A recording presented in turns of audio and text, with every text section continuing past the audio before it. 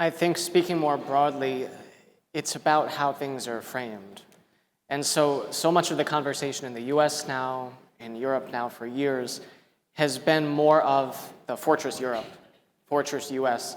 We look about figures of keeping people out, talking about the other, stoking fear, stoking hatred, uncertainty about people, but we haven't dedicated that same amount of political will to addressing the root causes. This is what US is doing now too. We say, well, too many people coming from South America, we need to find ways to stop them, so we'll cut some deal with the very governments who are the people driving them out. Europe has made this same mistake. You want to cut a deal with Tunisia to stop people from getting onto boats from North Africa, but it's the Tunisian government, which in so many ways, due to their corruptions and human rights abuses and torture, is what's driving people out. So what I think about is how can we focus more, the US, Europe, on really putting political will behind root causes, so that instead of managing flows of people, we're making real efforts to avoid having them move in the first place. You think about education.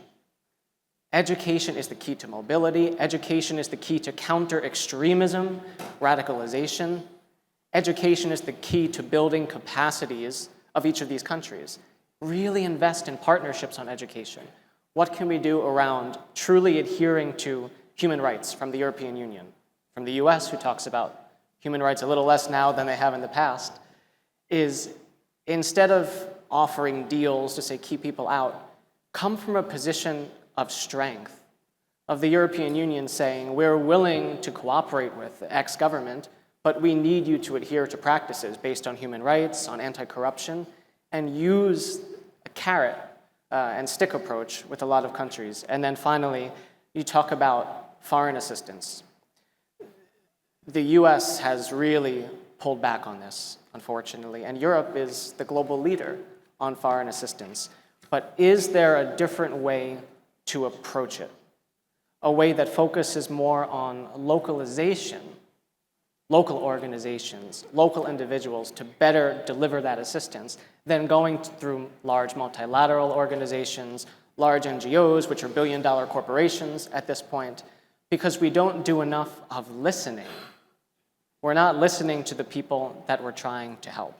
And so if we were to adapt European Union's foreign assistance more, let's say, to promote capacity building of local organizations, to better work with diasporas around the world, to better serve people in need, that makes you more efficient and hopefully, again, prevents these flows so that once again, we're approaching it more from the perspective of how can we address root causes, provide human dignity to people, and less from the perspective of we need to keep all these other people who aren't in line with our culture and values out.